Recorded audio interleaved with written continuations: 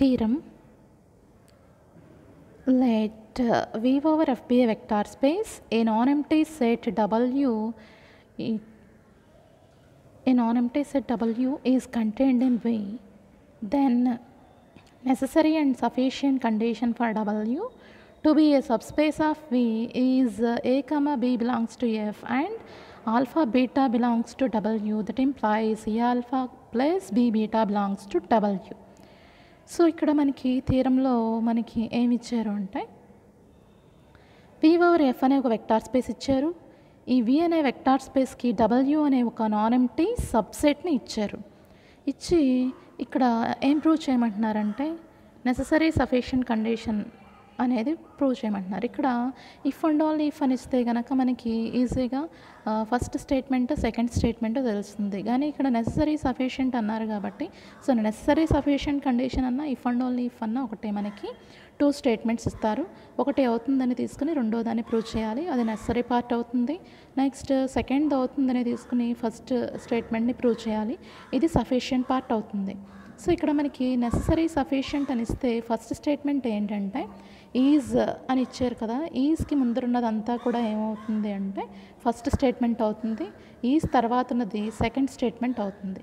So ఇక్కడ మనకి necessary పార్ట్కి సఫిషియెంట్ పార్ట్కి కామన్గా ఇచ్చిన స్టేట్మెంట్లో ఇచ్చిన హైపోథసిస్ ఏంటంటే V ఓవర్ F అనేది ఒక వెక్టార్ స్పేస్ అని ఇచ్చారు, దానికి W అనేది ఒక నాన్ ఎంప్టీ సబ్సెట్ అవుతుందని ఇచ్చారు. ఇది నెససరీకి సఫిషియెంట్కి కామన్గా ఉంటుంది. నెక్స్ట్ ఇక్కడ నెససరీ పార్ట్లో మనం ఏం చేస్తామంటే ఈ W అనే నాన్ ఎంప్టీ సబ్సెట్ ఏదైతే ఉందో అది Vకి ఒక సబ్స్పేస్ అవుతుంది అని తీసుకుంటాం. తీసుకుని ఏం ప్రూవ్ చేస్తామంటే ఆల్ఫా బీటా అనే 2 వెక్టార్స్ని Wలో తీసుకుని అలాగే 2 స్కేలార్స్ని ఫీల్డ్లో తీసుకున్నప్పుడు మనం ఏం ప్రూవ్ చేయాలి అంటే A alpha plus be beta belongs to W అనేసి ప్రూవ్ చేయాలి. ఇది necessary part. So proof let V over F be a vector space and W is a non-empty subset of V. W is contained in V అన్న non-empty subset of V అన్న ఒకటే. ఈ non-empty subsetని సింబాలిక్గా contained in అనే symbol తోటి denote చేస్తారు. So ఇక్కడ necessary పార్ట్లో ఈ సబ్సెట్ అనేది Vకి సబ్ స్పేస్ అవుతుందని తీసుకోవాలి. Suppose that W is a subspace of V over F. ఇప్పుడు W అనేది సబ్స్పేస్ అయింది అంటే అర్థం ఏంటి, W ఓవర్ F అనేది ఇట్ సెల్ఫ్ ఒక వెక్టార్ స్పేస్ అవుతుంది. W is it self a vector space అని రాసినా పర్వాలేదు, W over F is it self a vector space అన్న అదే మీనింగ్ వస్తుంది. ఇప్పుడు ఏం ప్రూవ్ చేయాలి, ఆల్ఫా బీటా అనే 2 వెక్టార్స్ని Wలో తీసుకుని AB అనే 2 స్కేలార్స్ని ఫీల్డ్లో తీసుకున్నప్పుడు ఏం ప్రూవ్ చేయాలి, A alpha plus be beta belongs to W అని ప్రూవ్ చేయాలి. సో ఇది క్లైమ్.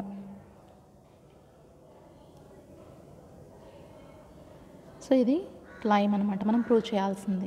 సో ఫర్ ఆల్ అంటే ఏవైనా 2 స్కేలార్ని ఫీల్డ్లోను ఏవైనా 2 వెక్టార్స్ని Wలోనూ తీసుకుంటే కనుక A alpha plus be beta belongs to A alpha plus be beta belongs to W అవుతుందని ప్రూవ్ చేయాలి.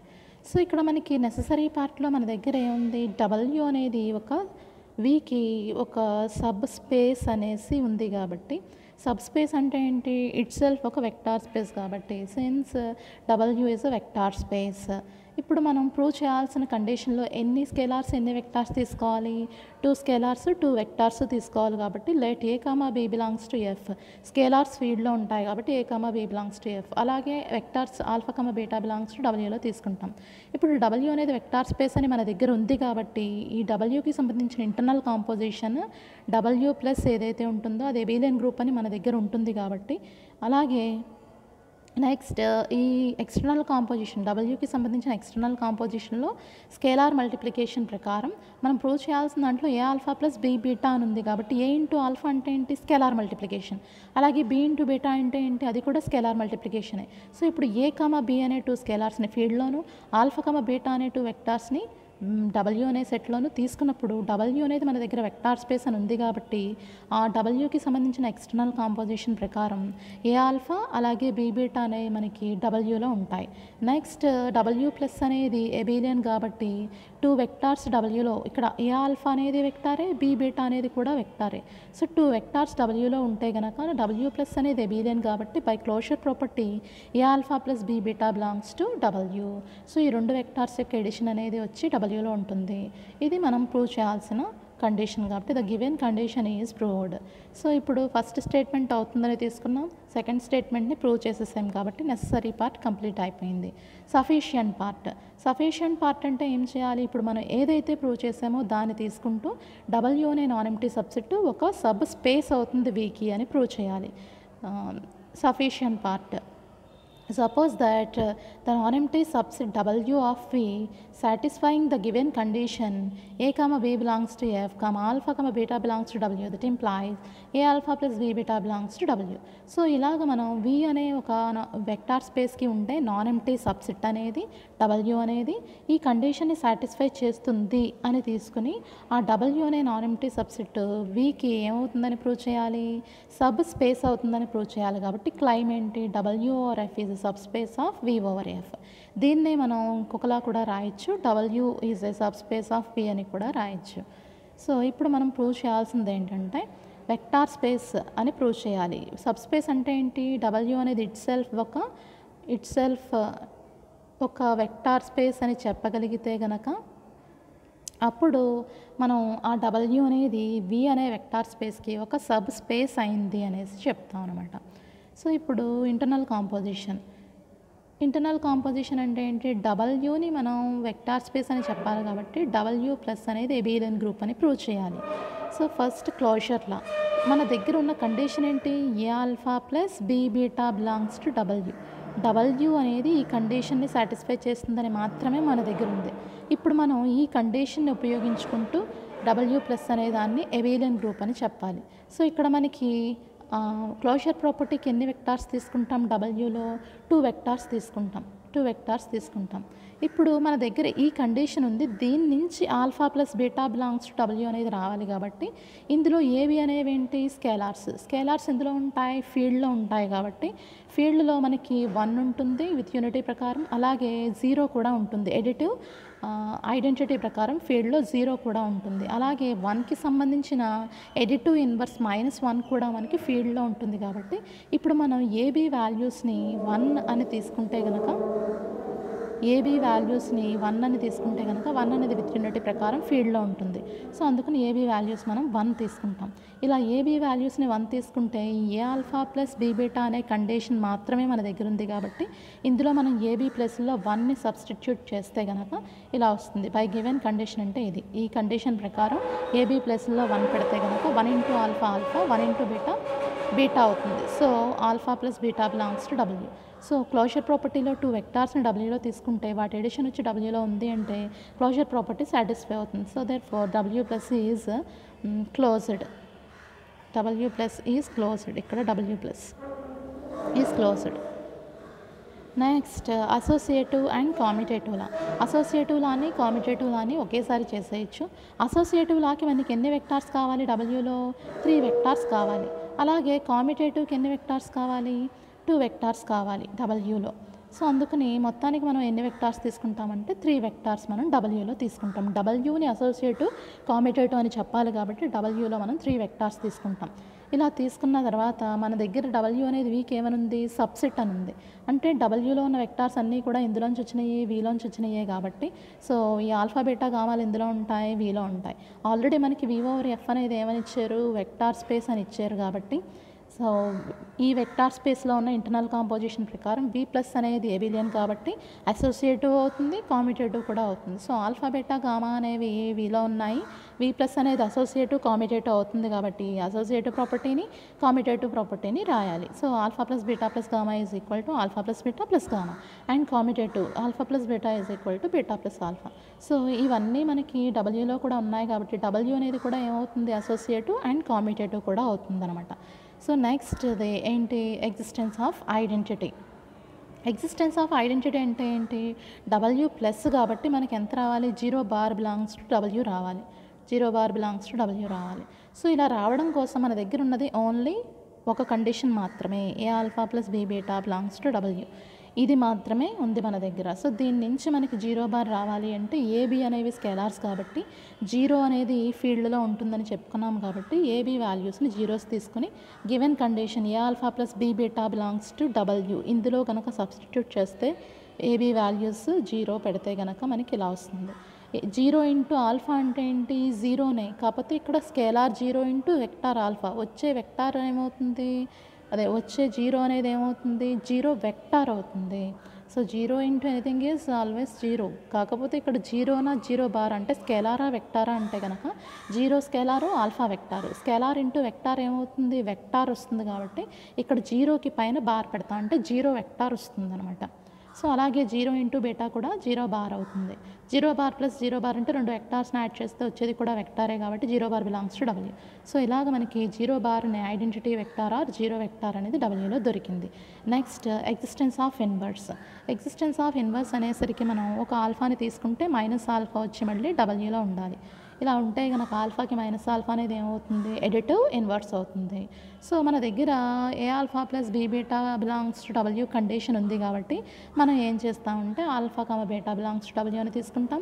నెక్స్ట్ ఇక్కడ ఆల్ఫా అనేది కనుక మీ ఇక్కడ Wలో ఉంది అని చూసుకుంటే దానికి ఎడిటివ్ ఇన్వర్స్ ఏం రావాలి, మైనస్ ఆల్ఫా రావాలి. అందుకోసం మనం ఏం చేయాలి అంటే బీ ప్లేస్లో 0 తీసుకోవాలి, ఏ ప్లేస్లో -1 తీసుకుంటే కనుక అప్పుడు -1 ఇంటూ ఆల్ఫా మైనస్ ఆల్ఫా వస్తుంది, 0 ఇంటూ బీటా 0 బార్ అవుతుంది. So minus alpha plus 0 bar ఎంత, మైనస్ ఆల్ఫా వస్తుంది. కాబట్టి సో మనకి ఎంత తీసుకోవాలి అంటే ఏ వాల్యూ -1 తీసుకోవాలి. -1 ఖచ్చితంగా Fలో ఉంటుంది.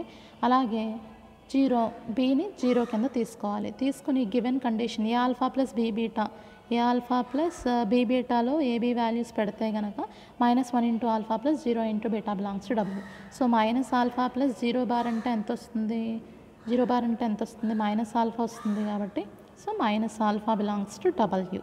సో ఇక్కడ మనకి క్లోజర్ ప్రాపర్టీ సాటిస్ఫై అయింది, అసోసియేటివ్ కాంబినేటివ్ ఐడెంటిటీ ఎలిమెంట్ దొరికింది, ఇన్వర్స్ ఎలిమెంట్ దొరికింది. కాబట్టి W ప్లస్ అనేది ఏమవుతుంది, అబీలియన్ గ్రూప్ అవుతుంది. So minus alpha is additive inverse of alpha in W, therefore W plus is abelian group. మనం కాంబినేటివ్ పైన అసోసియేటివ్ దగ్గర చేసేసాం కాబట్టి 5 కండిషన్స్ని W అనేది ప్లస్ అనే బైనరీ ఆపరేషన్ ఉపయోగించుకుంటూ ఈ 5 కండిషన్స్ని సాటిస్ఫై చేస్తుంది. కాబట్టి W ప్లస్ అనేది ఏమవుతుంది, అబీలియన్ గ్రూప్ అవుతుంది.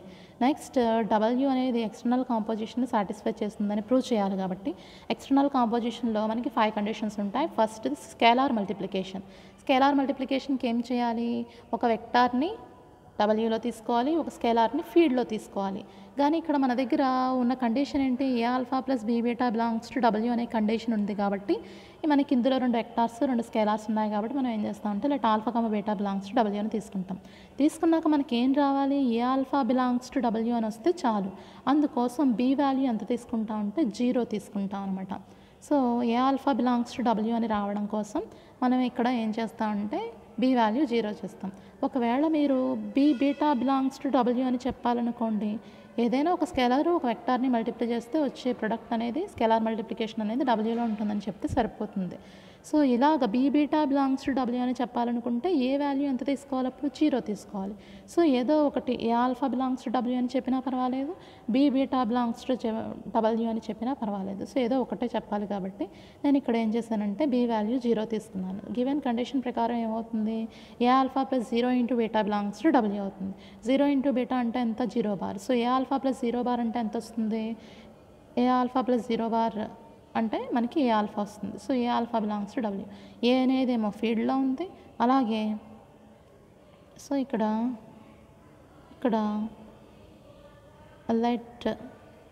Let A comma b belongs to F. So ఇప్పుడు మనం ఈ బీని 0 అనేది తీసుకున్నాం, ఏ Fలో ఉంది, ఆల్ఫా Wలో ఉంది. కాబట్టి A alpha belongs to W అయింది. కాబట్టి scalar multiplication is closed. Scalar multiplication అనేది సాటిస్ఫై అయింది. ఇప్పుడు మిగతా 4 కండిషన్స్ కోసం మనం ఏం చేస్తామంటే మిగతా 4 కండిషన్స్ కోసం ఎన్ని వెక్టార్స్ ఎన్ని స్కేలార్స్ తీసుకోవాలో చూస్తే కనుక మనకి 2 వెక్టార్స్ని Wలో తీసుకోవాలి, 2 స్కేలార్స్ని ఫీల్డ్లో తీసుకోవాలి.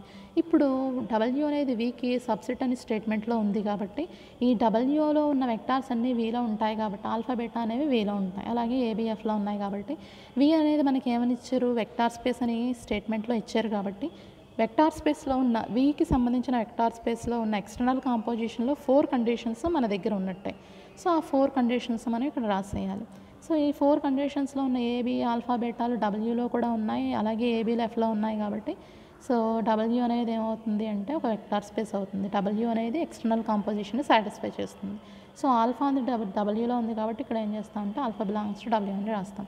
సో ఇక్కడ వీలో జరిగింది అంటే ఖచ్చితంగా డబ్ల్యూ అనేది వీకి సబ్సెట్ కాబట్టి డబ్ల్యూకి కూడా ఈ కండిషన్స్ అన్నీ పాసిబుల్ అవుతాయి, జరుగుతాయి అనమాట, సాటిస్ఫై అవుతాయి. సో డబ్ల్యూ అనేది ఏమైంది, ఒక వెక్టార్ స్పేస్ అయింది. వీకి ఉన్న ఫీల్డ్ని ఉపయోగించుకుంటూ డబ్ల్యూ అనేది ఒక వెక్టార్ స్పేస్ అయింది. అలాగే డబ్ల్యూ అనేది వీకి సబ్సెట్ కాబట్టి డబ్ల్యూ అనేది ఏమవుతుంది అంటే వీకి ఒక సబ్ స్పేస్ అవుతుంది. So therefore W over F is a subspace of V over F. Next theorem. The intersection of any two subspaces W1 and W2 of V over F is also a subspace. So ఇక్కడ మనకి V over F అనే ఒక vector స్పేస్కి ఏవైనా రెండు sub spaces తీసుకుంటే ఆ sub స్పేసెస్కి intersection వేయడం వల్ల వచ్చే సెట్ ఏదైతే W1 ఇంటర్సెక్షన్ W2 ఉంటుందో ఈ W1 ఇంటర్సెక్షన్ W2 కూడా V over Fకి ఒక సబ్ స్పేస్ అవుతుంది అని ప్రూవ్ చేయాలి. స్టేట్మెంట్లో ఏమన్నారు, V over F అనేది ఒక వెక్టార్ స్పేస్ కాబట్టి let V over F be a vector space. దీనికి ఎన్ని సబ్ స్పేసెస్ తీసుకోవాలి, 2 సబ్ స్పేసెస్ తీసుకోవాలి కాబట్టి W1 and W2 are 2 subspaces of V. So ఇక్కడ మనకి W1 W2 అనేవి సబ్ స్పేసెస్ అన్నారు అంటే ఖచ్చితంగా 0 బార్ అనేది W1లోనూ ఉంటుంది, అలాగే 0 బార్ అనేది W2లో కూడా ఉంటుంది. W1 W2 అనేవి సబ్ స్పేసెస్ అంటే ఇట్ సెల్ఫ్ అవి ఏమవుతాయి, వెక్టార్ స్పేసెస్ అవుతాయి. So W1 plus abelian group అవుతుంది, W2 ప్లస్ అబిలియన్ గ్రూప్ అవుతుంది. ఇందులో ఉన్న ఎడిటివ్ ఐడెంటిటీ ప్రకారం ఏమవుతుంది, 0 బార్ అనేది W1లోనూ ఉంటుంది, 0 బార్ W2లోనూ ఉంటుంది. సో రెండిట్లోనూ 0 బార్ ఉంది అంటే అది ఇంటర్సెక్షన్లో కూడా ఉంటుంది కాబట్టి 0 bar belongs to W1 intersection W2. So ఎప్పుడైతే 0 బార్ అనే 0 వెక్టార్ ఇంటర్సెక్షన్లో ఉందో ఖచ్చితంగా ఆ సెట్ అనేది ఏమవుతుంది, వీకి నాన్ ఎంప్టీ సబ్సెట్ అవుతుంది. సో ఇక్కడ 0 అనే ఎలిమెంట్ ఇంటర్సెక్షన్లో ఉంది కాబట్టి ఖచ్చితంగా ఇంటర్సెక్షన్ సెట్ అనేది వీకి ఏమవుతుంది, నాన్ ఎంప్టీ సబ్సెట్ అవుతుంది. దేన్నైనా మనం సబ్స్పేస్ అని చెప్పాలి అంటే ముందుగా ఆ సెట్ అనేది ఒక నాన్ ఎంప్టీ సబ్సెట్ అవుతుంది వీకి అని చెప్పాలి కాబట్టి ఇక్కడ ఐడెంటిటీ ఎలిమెంట్ ఉంది కాబట్టి ఈ సెట్ని ఏమని చెప్పాము అంటే వీకి నాన్ ఎంప్టీ సబ్సెట్ అని చెప్పాము. ఇప్పుడు ఈ W1 ఇంటర్సెక్షన్ W2ని ఏమని ప్రూవ్ చేయాలి, వీకి సబ్ స్పేస్ అవుతుందని ప్రూవ్ చేయాలి. So claim W1 intersection W2 is a sub space of V. మనం ఏదైతే ప్రూవ్ చేయాలో దాన్ని క్లైమ్ కింద రాసుకుంటాం అనమాట. సో ఇప్పుడు W1 ఇంటర్సెక్షన్ W2ని సబ్ స్పేస్ అని చెప్పాలి అంటే ఇట్ సెల్ఫ్ ఒక వెక్టార్ స్పేస్ అవుతుంది అని చేయనవసరం లేదు. మనం నెససరీ సఫిషియంట్ కండిషన్ చేసాం కదా అబోవ్ థియరం ప్రకారం. పైన చెప్పుకున్న థియరం ప్రకారం మన దగ్గర A alpha plus B beta belongs to W అని చెప్పగలిగితే ఆ నెససరీ సఫిషియంట్ థియరం ప్రకారం ఈ సెకండ్ స్టేట్మెంట్ మన దగ్గర ఉంది అంటే ఫస్ట్ స్టేట్మెంట్ అవుతుంది. సో ప్రీవియస్ థియరంలో ఫస్ట్ స్టేట్మెంట్ ఏంటి, W is sub space of V అనమాట. సో ఇప్పుడు మనం డెఫినేషన్ సబ్స్పేస్ డెఫినేషన్ ప్రకారం చేయక్కర్లేకుండా ఈ నెససరీ సఫిషియంట్ థియరం ఏదైతే ప్రూవ్ చేసామో దీన్ని ఉపయోగించుకుంటూ మనం ఈ W1 ఇంటర్సెక్షన్ W2 అని ఒక సబ్స్పేస్ అవుతుంది వీకి అని ప్రూవ్ చేయొచ్చు. సో ఆ ఇఫ్ అండ్ ఓన్లీ ఇఫ్ థియరంలో మన దగ్గర సెకండ్ స్టేట్మెంట్ కనుక ఇది కనుక మన దగ్గర ఉంటే ఆ if and only if theorem ప్రకారం అదర్ స్టేట్మెంట్ అవుతుంది అంటే ఫస్ట్ స్టేట్మెంట్ అవుతుంది అనమాట. అక్కడ W ప్లేస్లో ఇక్కడ W1 ఇంటర్సెక్షన్ W2 ఉందంతే. సో ఇప్పుడు మనం ఏం చేయాలి అంటే ఆ నెససరీ సఫిషియంట్ ప్రకారం ఆ సెకండ్ స్టేట్మెంట్ ప్రకారం దేన్నైతే సబ్స్పేస్ అని చెప్పాలో అందులో 2 వెక్టార్స్ని తీసుకోవాలి, ఫీల్డ్లో 2 స్కేలార్స్ని తీసుకోవాలి. So let A, B belongs to F, alpha beta belongs to W1 intersection W2. ఇప్పుడు ఆల్ఫా బీటా అనేవి ఇంటర్సెక్షన్లో ఉన్నాయి అంటే అవి W1లోనూ ఉంటాయి W2లోనూ ఉంటాయి కాబట్టి A, B belongs to F, alpha beta belongs to W1 and alpha beta belongs to W2. So ఇంటర్సెక్షన్లో ఉన్నాయి అంటే అవి W1 అనే సెట్లోనూ ఉంటాయి 2 వెక్టార్స్, W2 అనే సెట్లో కూడా ఉంటాయి అన్నమాట. సో మన దగ్గర ఆల్రెడీ స్టేట్మెంట్లో W1 W2 అనేవి ఏమని ఇచ్చారు, వీకి 2 సబ్ స్పేసెస్ అని ఇచ్చారు కాబట్టి పైన చెప్పుకున్న నెససరీ సఫిషియంట్ థియరం ప్రకారం మన దగ్గర W1 అనేది వీకి సబ్ స్పేస్ అని ఉంది అంటే W1 is sub space of V అని ఉంది అంటే ఖచ్చితంగా సెకండ్ స్టేట్మెంట్ అవుతుంది కదా, అంటే A alpha plus B beta belongs to W1 అవుతుంది. ఆల్ఫా బీటా అనేవి W1లో ఉన్నాయి, AB అనేవి Fలో ఉన్నాయి కాబట్టి ఆ నెససరీ సఫిషియంట్ ప్రకారం మన దగ్గర W1 అనేది వీకి సబ్ స్పేస్ అని ఉంది కాబట్టి ఈ సెకండ్ స్టేట్మెంట్ అవుతుంది అనమాట. ఆ నెససరీ సఫిషియంట్ ప్రకారం A alpha plus B beta belongs to W1 అవుతుంది. అలాగే W2 కూడా మన దగ్గర ఏమని ఉంది, సబ్ స్పేస్ అని ఉంది కాబట్టి ఖచ్చితంగా ఏ ఆల్ఫా ప్లస్ ఆల్ఫా బీటా అనేవి W2లోనూ ఉన్నాయి, ఆల్ఫా బీటా అనేవి W2లోనూ ఉన్నాయి, ఏవి అనేవి Fలో ఉన్నాయి కాబట్టి A alpha plus be beta belongs to W2 అవుతుంది. సో ఈ A alpha plus be beta అనేది W1లోనూ ఉంది, W2లోనూ ఉంది అంటే ఖచ్చితంగా వాటి ఇంటర్సెక్షన్లో కూడా ఉంటుంది కాబట్టి so A alpha plus be beta belongs to W1 intersection W2. Therefore ఆ ప్రీవియస్ థియరం ప్రకారం ఎప్పుడైతే మన దగ్గర ఈ సెకండ్ స్టేట్మెంట్ ఉందో, ఆ నెససరీ సఫిషియెంట్కి సంబంధించిన సెకండ్ స్టేట్మెంట్ ఉందో ఖచ్చితంగా ఏమవుతుంది, ఫస్ట్ స్టేట్మెంట్ అవుతుంది. సో ఇఫ్ అండ్ ఓన్లీ ఇఫ్లో మన దగ్గర ఒక స్టేట్మెంట్ ఉంది అంటే ఇటు సైడ్ స్టేట్మెంట్ ఉందనుకోండి, అప్పుడు ఇది అవుతుంది అని చెప్పచ్చు. ఒకవేళ ఇటు సైడ్ స్టేట్మెంట్ మన దగ్గర ఉంది అనుకోండి, అప్పుడు ఇది అవుతుంది అనేసి చెప్పచ్చు అనమాట.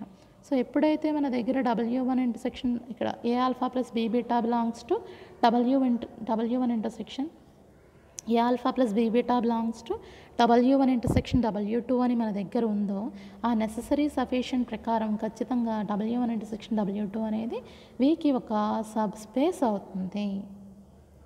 Next theorem, the union of two subspaces is a subspace if and only if one is contained in the other. So ఇక్కడ మనకి ఇంటర్సెక్షన్ అనేది కనుక చూస్తే, ఏవైనా టూ సబ్స్పేసెస్ యొక్క ఇంటర్సెక్షన్ కనుక చూస్తే అది వీకి ఏమవుతుంది, సబ్స్పేస్ అవుతుంది.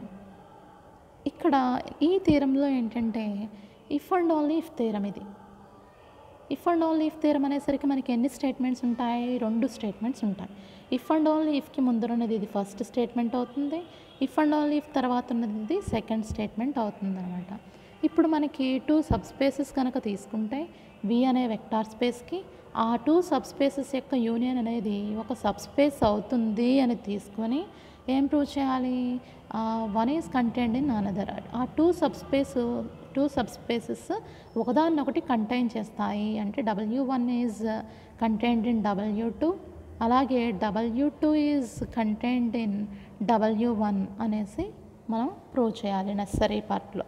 సఫిషియెంట్ పార్ట్ దగ్గరికి వచ్చేసరికి ఏంటి, సెకండ్ స్టేట్మెంట్ అవుతుంది అంటే ఆ W1 W2 అనే 2 సబ్స్పేసెస్ ఒకదాన్నొకటి కంటైన్ చేస్తాయి అని తీసుకొని ఆ రెండిట్ల యొక్క యూనియన్ అనేది ఒక సబ్స్పేస్ అవుతుంది వీక్ అని ప్రూవ్ చేయాలి. ఇది సఫిషియెంట్ పార్ట్ అవుతుంది అనమాట.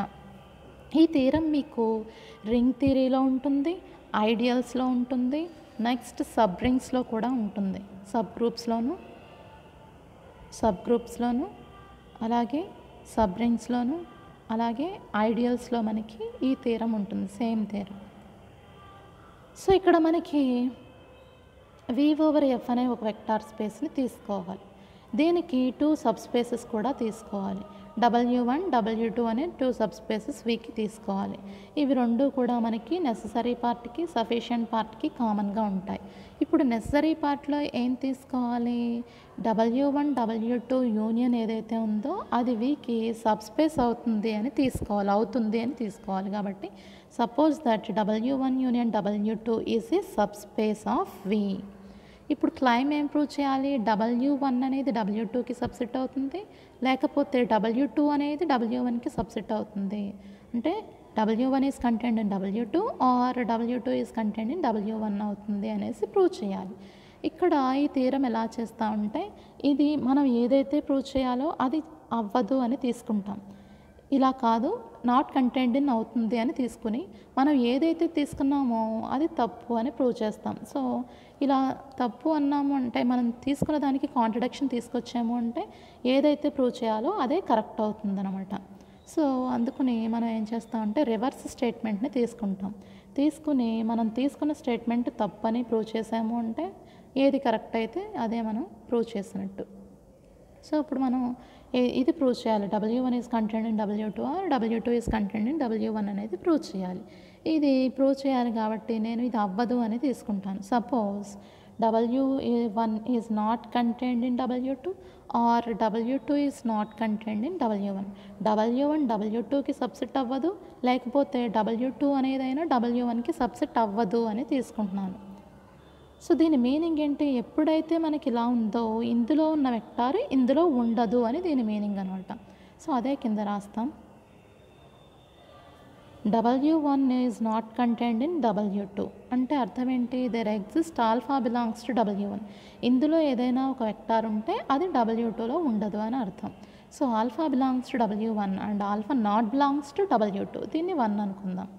Next W2 is not contained in W1 అయితే కనుక ఇప్పుడు బీటా అనేది W2లో తీసుకుంటే బీటా అనేది ఎందులో ఉండదు? W1లో ఉండదు. దీన్ని ఈక్వేషన్ 2 అనుకుందాం. ఇప్పుడు అసలు W1 W2లో ఉన్న వెక్టార్స్ ఏంటి? ఆల్ఫా అనేది W1లో ఉంది, బీటా అనేది W2లో ఉంది. మన దగ్గర నెసరీ పార్ట్లో ఏముంది? W1 యూనియన్ W2 అనేది వీకి సబ్స్పేస్ అవుతుంది అని మన దగ్గర ఉంది కాబట్టి మనకి కావాల్సింది ఏంటి? యూనియన్ సెట్ కావాలి. అందుకోసం మనం ఏం చేస్తామంటే యూనియన్ సెట్ని రాస్తాం. ఆల్ఫా అనేది W1లో ఉంది, బీటా అనేది W2లో ఉంది కాబట్టి యూనియన్ సెట్లో 2 వెక్టార్స్ వచ్చేస్తాయి కాబట్టి that implies alpha comma beta belongs to W1 union W2. W1 union W2 అనేది వీక్ ఏమన్నారు? సబ్స్పేస్ అన్నారు. అంటే ఇట్ సెల్ఫ్ ఏమవుతుంది? ఒక వెక్టార్ స్పేస్ అవుతుంది. ఒక వెక్టార్ స్పేస్ అయింది అంటే W1 plus W1 union W2 plus అనేది ఏమవుతుంది? ఒక ఏబిలియన్ గ్రూప్ అవుతుంది. అంటే ఇందులో ఉండే క్లోజర్ ప్రాపర్టీ ప్రకారం ఈ 2 వెక్టార్స్ యొక్క ఎడిషన్ వచ్చి మళ్ళీ ఇందులో ఉంటుంది? W1 యూనియన్ W2లో ఉంటుంది కాబట్టి so alpha plus beta belongs to W1 union W2. ఇప్పుడు యూనియన్లో ఉన్నాయి అంటే ఈ ఆల్ఫా ప్లస్ బీటా అనే వెక్టార్ యూనియన్లో ఉంది అంటే అయితే W1లోనైనా ఉండొచ్చు ఆర్ W2లోనైనా ఉండొచ్చు కాబట్టి so alpha plus beta belongs to W1 or alpha plus beta belongs to W2. ఇప్పుడు నేను ఫస్ట్ కేసులో ఏం చేస్తానంటే ఆల్ఫా ప్లస్ బీటా అనేది W1లో ఉంటుంది అని తీసుకుంటాను. ఆల్రెడీ మనకి W1లో ఉన్న వెక్టార్ ఏంటి? ఆల్ఫా. ఇప్పుడు మనకి W1 అనేది స్టేట్మెంట్లో ఏమని ఇచ్చారు? వీకి సబ్స్పేస్ అవుతుందని ఇచ్చారు. మనం ఈ alpha plus be beta theorem పైన ఇంకొక థీరం చేసాం. అదేంటి? W అనేది వీకి సబ్స్పేస్ అయితే కనుక if and only if first condition alpha minus beta belongs to alpha minus beta belongs to W for all alpha comma beta belongs to W. Second condition A alpha plus be beta belongs to W. So ఇలాగా మనకి if and only if theorem ఒకటి prove చేస్తాం ఈ theorem పైన. So ఈ theorem ప్రకారం మన దగ్గర W అనేది వీకి సబ్స్పేస్ అయితే W అనేది వీకి సబ్స్పేస్ అని ఉంటే ఈ 2 కండిషన్స్ అనేవి సాటిస్ఫై అవుతాయి అన్నమాట. ఈ 2 కండిషన్స్ కూడా మన దగ్గర ఉన్నట్టే. సో ఇప్పుడు మనం ఏం చేస్తున్నాం? ఈ ఆల్ఫా ప్లస్ బీటా అనేది W1లో ఉందని తీసుకున్నాం. అలాగే ఆల్రెడీ ఆల్ఫా అనేది W1లో ఉంది. 2 వెక్టార్స్ తీసుకున్నప్పుడు మనం ఏం చేయాలి అంటే ఈక్వేషన్ 1కి 2కి కాంట్రడిక్షన్ తీసుకురావాలి. మన దగ్గర ఇప్పుడు ఆల్ఫా బిలాంగ్స్ టు W2 అని ఉంది కదా, నాట్ బిలాంగ్స్ టు W2 అని తీసుకురావాలి. అలాగే beta not belongs to equation 2 beta not belongs to W1 ఉంది. దీనికి కూడా కాంట్రడిక్షన్ తీసుకురావాలి. అందుకోసం మనం ఏం చేస్తామంటే ఆల్రెడీ మనం ప్రీవియస్గా ప్రూవ్ చేసిన థియరం ఏదైతే ఉందో దాన్ని యూజ్ చేసుకుంటాం. సో ఎప్పుడైతే W అనేది మనకి వీకి సబ్స్పేస్ అని ఉందో ఖచ్చితంగా 2 కండిషన్స్ కూడా మన దగ్గర ఉన్నట్టే. ఇప్పుడు మన దగ్గర W ప్లస్లో ఏముంది? W1 అనేది ఉంది. సో W1 అనేది మన దగ్గర వీకి సబ్స్పేస్ అని ఉంది కాబట్టి ఈ కండిషన్ ఉపయోగించుకోవచ్చు కదా. ఆల్ఫా బీటా అనేవి Wలో ఉంటే ఆల్ఫా మైనస్ బీటా అనేది Wలో ఉంటుంది. సో దీని ప్రకారం మనం ఏం చేస్తామంటే ఇక్కడ W1 అనేది వీకి సబ్స్పేస్ అని ఉంది కాబట్టి ఆల్ఫా ప్లస్ బీటా అనే వెక్టారు W1లోనే ఉంది, ఆల్ఫా అనే వెక్టారు W1లోనే ఉంది కాబట్టి 2 వెక్టార్స్ యొక్క సబ్స్ట్రాక్షన్ కూడా ఇందులో ఉంటుంది. దీని ప్రకారం W1లో ఉంటుందన్నమాట. So alpha plus beta minus alpha. ఇక్కడ ఆల్ఫా ప్లస్ బీటా అనేది ఒక వెక్టారే, 2 వెక్టార్స్ని యాడ్ చేస్తే ఒక వెక్టారే వస్తుంది. సో కనిపించడానికి అక్కడ 2 కనిపించినా ఆల్ఫా ప్లస్ బీటా అంటే ఒక వెక్టారే అవుతుంది. సో ఇప్పుడు ఈ ప్లస్ మైనస్ పోయి మనకి ఎంత మిగులుతుంది అంటే బీటా బిలాంగ్స్ టు W అవుతుంది. కానీ మనకి ఈక్వేషన్ 1లో ఏముంది? ఈక్వేషన్ 2లో ఏముంది? Beta not belongs to W1 ఉంది. కానీ ఇక్కడ ఏమొచ్చింది? ఇలా తీసుకోవడం వలన మనకి బీటా అనేది W1లో ఉంటుందని వచ్చింది కాబట్టి మన దగ్గర ఉన్న ఈక్వేషన్ 2కి ఇది కాంట్రడిక్షన్ అవుతుందన్నమాట. So next alpha plus beta అనేది W1లో ఉంటుంది అనడం వల్ల ఈక్వేషన్ 2కి కాంట్రడిక్షన్ వచ్చింది కాబట్టి ఆల్ఫా ప్లస్ బీటా అనేది W2లో ఉంటుందేమో అనేసి తీసుకుంటాం. అంటే ఇక్కడ ఆల్ఫా ప్లస్ బీటా అనేది W1లో ఉంటుందని తీసుకోవడం వల్ల ఈక్వేషన్ 2కి కాంట్రడిక్షన్ వచ్చింది కాబట్టి అది తప్పు. అంటే మనం తీసుకున్న alpha plus beta belongs to W అనేది తప్పు.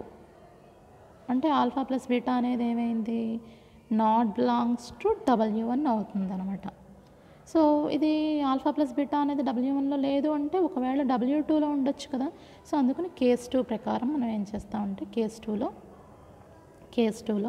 ఆల్ఫా ప్లస్ బీటా అనేది W2లో ఉంటుంది అని తీసుకుంటాం. ఆల్రెడీ W2లో ఉన్న వెక్టార్ ఏంటి, బీటా. సో ఇప్పుడు ఆల్ఫా ప్లస్ బీటా అనే ఒక వెక్టార్ W2లో ఉంది, బీటా అనే ఒక వెక్టార్ W2లో ఉంది. కాబట్టి ఆల్రెడీ మనకి W2 అనేది ఏమనుంది స్టేట్మెంట్లో, వీకి సబ్స్పేస్ అని ఉంది. కాబట్టి ఈ థీరం ప్రకారం మళ్ళీ ఈ థీరం ప్రకారం ఏం చేస్తామంటే ఎప్పుడైతే మన దగ్గర W అనేది వీకి సబ్స్పేస్ అని ఉందో ఇక్కడ W ప్లస్లో W2 ఉంది.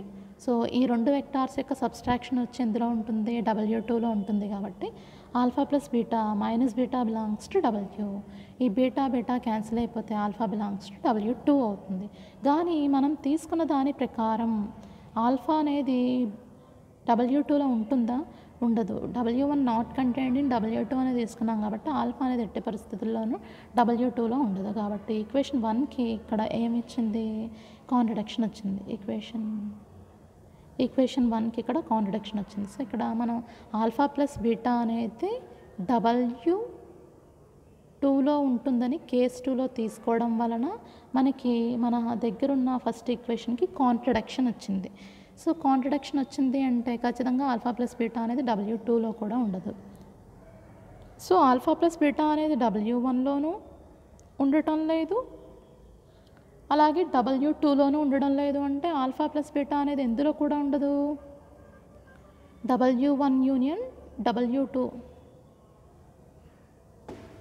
W1 యూనియన్ W2లో కూడా ఉండదు. సో ఈ W1 యూనియన్ W2లో ఆల్ఫా ప్లస్ బీటా లేదు అంటే క్లోజర్ ప్రాపర్టీ ఏమైనట్టు, ఫెయిల్ అయినట్టు. క్లోజర్ ప్రాపర్టీ ఫెయిల్స్ అనమాట. క్లోజర్ ప్రాపర్టీ ఏమైంది, ఫెయిల్ అయింది. అంటే W1 యూనియన్ W2 అనేది వీకి సబ్స్పేస్ కాదు అని వస్తుంది. ఎందుకు ఇదంతా వచ్చింది, మనం ఏం తీసుకున్నాం, W1 is not contained in W2 or W2 is not contained in W1 అని తీసుకోవడం వల్ల W1 యూనియన్ W2 అనేది వీకి సబ్స్పేస్ కాదు అని వస్తుంది, నాట్ సబ్స్పేస్ అనేసి వస్తుంది. కాబట్టి మనం తీసుకున్న ఈ W1 not contained in W2 or W2 not contained in W1 అనేది తప్పు అనమాట. సో ఖచ్చితంగా W1 యూనియన్ W2 అనేది వీకేంటి, సబ్స్పేసే. మనం ఇలా తీసుకోవడం వల్ల ఇది సబ్స్పేస్ కాదు అని వస్తుంది. కాబట్టి మనం తీసుకున్నదే రాంగ్ అనమాట. సో ఇది అవ్వడం లేదు అంటే ఖచ్చితంగా ఏమవుతుంది, మనం ఏది ప్రూవ్ చేయాలో అది అవుతుంది అనమాట. సో ఇదంతా మనం చెప్పనవసరం లేదు. ఏది alpha plus beta not belongs to W1, not belongs to W2. So ఇలా అయింది అంటే alpha plus beta not belongs to W1 union W2. So W1 union W2కి కాంట్రడిక్షన్, యూనియన్ W2 అనే సబ్స్పేస్కి కాంట్రడిక్షన్ వచ్చింది. ఇదంతా ఏం రాయనవసరం లేదు. సో ఇంతవరకు చేస్తే చాలు. సో ఎప్పుడైతే ఇలాగా 1కి 2కి కాంట్రడిక్షన్ వచ్చిందో మనం తీసుకున్న ఈ W1 not contained in W2 or W2 not contained in W1 అనేది రాంగ్ అనమాట. సో ఎప్పుడైతే ఇది రాంగ్ అయిందో ఇంకా మిగతాది ఏది కరెక్ట్ అవుతుంది, కంటైన్డ్ ఇన్ అనేది కరెక్ట్ అవుతుంది. So therefore W1 is contained in W2 or W2 is contained in W1. So contained in అంటే మీనింగ్ ఏంటి, W1 is contained in W2 అంటే అర్థం ఏంటంటే W1 అనేది W2కి సబ్సెట్ అవుతుంది, దీని నుంచి ఇది వస్తుంది అని దీని మీనింగ్. ఆర్ అయితే అలాగైనా అవ్వచ్చు, లేకపోతే W2 అనేది W1కి సబ్సెట్ అయినా అయి ఉండొచ్చు. అంటే W2 అనేది W1కి సబ్సెట్ అంటే W1లోంచి W2 అనేది కూడా రావచ్చు. సో రెండిట్లో ఏదో ఒకటి జరగచ్చు అనమాట. నెక్స్ట్ సఫిషియంట్ పార్ట్ ఏం చేయాలి, W1 W2 అనే 2 సబ్స్పేసెస్ మన దగ్గర ఉన్నప్పుడు అవి ఒకదాన్నొకటి కంటైన్ చేస్తాయి అని తీసుకుని అప్పుడు W1 యూనియన్ W2 అనేది వీకి సబ్స్పేస్ అవుతుంది అనేసి ప్రూవ్ చేయాలన్నమాట. సో అందుకోసం మన దగ్గర ఉన్నది తీసుకుంటాం, దీన్ని తీసుకుంటాం. క్లైమ్ ఇది W1 union W2 is subspace of V. ఇది మనం ప్రూవ్ చేయాల్సిన క్లైమ్. సో మన దగ్గర ఉన్నది ఏంటి, మన దగ్గర ఇది ఉంది. సో అందులో ఫస్ట్ది అంటే W1 is contained in W2. W1 అనేది W2కి సబ్సెట్ అవుతుంది అని తీసుకున్నాం. సో W1 అనేది W2కి సబ్సెట్ అయింది అంటే ఏది పెద్ద సెట్ అవుతుంది? W2 పెద్ద సెట్ అవుతుంది కాబట్టి ఈ W1కి W2కి యూనియన్ వేస్తే ఏమొస్తుంది? పెద్ద సెట్ వస్తుంది, W2 వస్తుంది కాబట్టి so W1 union W2 is equal to W2. Already మనకి స్టేట్మెంట్లో W2 అనేది ఏమని ఇచ్చారు? సబ్ స్పేస్ అని ఇచ్చారు కాబట్టి W2 అనేది సబ్ స్పేస్ అయింది అంటే దానికి ఈక్వల్గా ఉన్న W1 యూనియన్ W2 అనేది కూడా ఏమవుతుంది? సబ్ స్పేసే అవుతుంది. సో ఇప్పుడు మనకి W1 అనేది W2కి సబ్సెట్ అయితే ఈ యూనియన్ అనేది ఏమైంది? సబ్ స్పేస్ అయింది. ఒకవేళ W2 అనేది W1కి సబ్సెట్ అయిందనుకోండి, W2 అనేది W1కి సబ్సెట్ అయితే పెద్ద సెట్ ఏమవుతుంది? W1 పెద్ద సెట్ అవుతుంది కాబట్టి మనకి ఈ రెండిట్లకి యూనియన్ వేస్తే ఏమవుతుంది అంటే ఈ రెండిట్లకి W1కి W2కి యూనియన్ వేస్తే పెద్ద సెట్ ఏదో అది వస్తుంది కాబట్టి మనకి W2 అనేది W1 నుంచి వస్తుంది అంటే పెద్ద సెట్ W1. సో ఆల్రెడీ మనకి W1 అనేది స్టేట్మెంట్లో ఏమని ఇచ్చారు? సబ్ స్పేస్ ఆఫ్ V అన్నారు కాబట్టి W1 దేనికి ఈక్వల్గా ఉంది? W1 యూనియన్ W2కి ఈక్వల్గా ఉంది కాబట్టి ఇది ఏమవుతుంది అంటే Vకి సబ్ స్పేస్ అవుతుంది. సో మనకి ఇది జరిగిన మొత్తానికి మనకి ఆ W1 యూనియన్ W2 అనేది ఏమవుతుంది? సబ్ స్పేస్ అవుతుంది కాబట్టి therefore W1 union W2 is sub space of V.